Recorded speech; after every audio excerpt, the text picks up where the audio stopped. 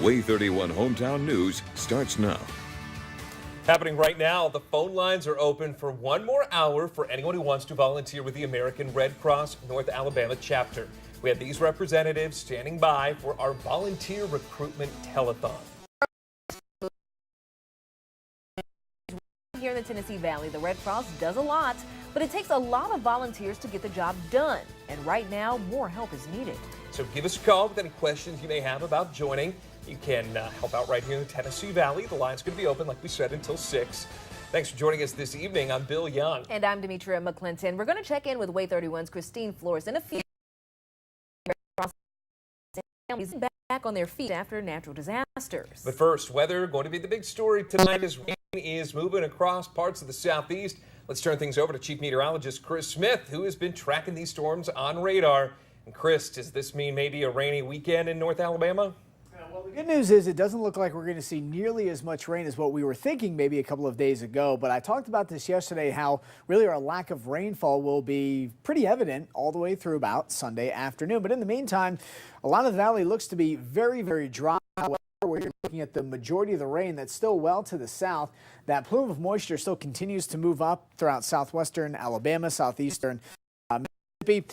Temperatures throughout this evening are still holding to the 60s and low 70s. Huntsville's at 73, Scottsboro at 72, and Fort Payne at 72 degrees. But throughout this evening, temperatures staying very, very warm, and I really don't think you'll need an umbrella if you're going to be going anywhere this evening. But talking more about that rain, where you're seeing all of that pink, that's where they've received over 10 inches of rainfall. So severe flooding throughout Arkansas, Louisiana, East Texas, Mississippi. And that's why if you've been seeing social media at all, the devastation from the videos, the pictures that a lot of folks are really dealing with from all of this torrential rain. The bad news is they're still expecting more rain over the next 48 hours. But I'll have our full weekend forecast coming up in a little bit. Demetria? All right. Thanks so much, Chris. Although Alabama hasn't seen much flooding lately, two neighborhoods. We know 3 people are now dead from the severe weather in Louisiana. Some 100 people have been evacuated from their homes in Mississippi, too. And unfortunately, like you just heard Chris say, another 8 to 10 inches. The Red Cross responds to roughly 70,000 disasters just like that one every single year. They provide food, clothing, and a place to stay for a victim of a disaster, be it a big one or small. But all of that requires donations and volunteers. Both are needed right here in the Tennessee Valley. To help, we're holding a telethon to get more volunteers registered with the American Red Cross, and that's where WAAY 31's Christine Flores is live with how volunteers are stepping up to the plate and assisting in time of need. Christine. Several calls have been coming in throughout the day with questions on how to be a volunteer and what it takes to become a volunteer. Now, these lines will remain open until 6 o'clock today, so you still have some time to call us in. That number at the bottom of your screen, 256-533-8609. Now, with me now is volunteer Patricia Mitchum. Now, you are with the North Alabama chapter. You know, we just saw some really strong footage of the damage that's going on right now in Louisiana. Tell us, what is the chapter doing here to assist in that damage? We have volunteers who are on standby. They're home packing their suitcases, getting ready to leave in case they're called. This is the way volunteers work. We wait for the call and then we go. Definitely, and just like you guys are responding to national disasters, you guys also respond to local disasters here. You know, just like we saw during December, the Christmas washout that we saw, a lot of homes were flooded, people lost their homes. How did you guys assist during that time? Well, we opened up a couple of shelters. They weren't used a lot, but they were there and available. We met with families one at a time to determine what their emergency needs were. We can supply the needs that they were at that time so that people didn't have to do without. And let us not forget about the 2011 tornadoes when, you know, it just took our state by storm. You know, we definitely saw a lot of stories that came from that. What is the strongest moment that you remember from that time? I remember the 10 days of volunteers. We were there as soon as it was safe, and we stayed working probably 18-hour days, some longer. making sure that everybody had emergency needs. We opened shelters. We went by houses and did damage assessment. We looked at no house, major damage, no house. We left notes to where they could get red. I remember the volunteers. Definitely. And, you know, before the show, you were telling me some interesting facts.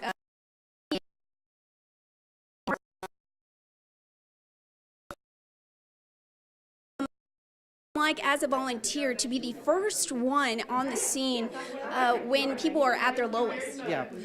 Volunteers are on duty on a rotation basis. They're the first ones who are called by the fire departments. They go out to meet the family at the family's home outside of emergency.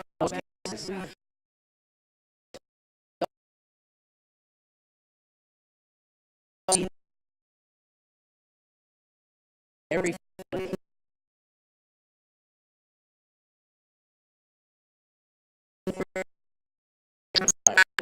Thank you so much.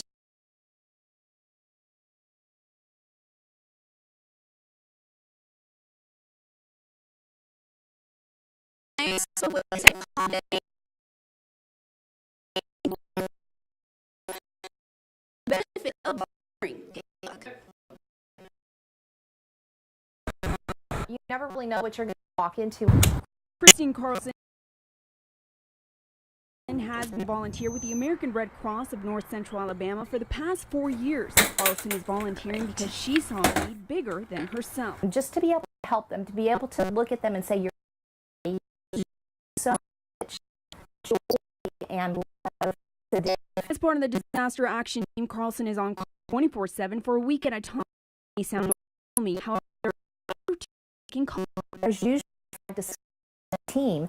So if you've got a commitment and you can't go out, there's somebody else on the team that can help you. If responding to a house fire or other natural disasters is not your calling, there are a number of other departments within the Red Cross that need your help. You can answer phones.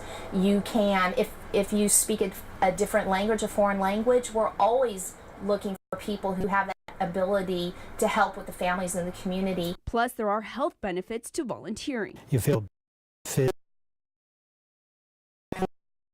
are such that, you know, it energizes. For Carlson, It's to get to the community, to be in need. Christine Flores, 31 Hometown News. Remember, you still have time to go ahead and call in and volunteer, 256-533-8609. You can even call in and just learn some more information. A former First Lady Nancy Reagan was laid to rest today in California. More than 1,000 people attended the funeral. Among them, First Lady Michelle Obama, you see her right there. President Bush and his wife, Laura, were all in attendance.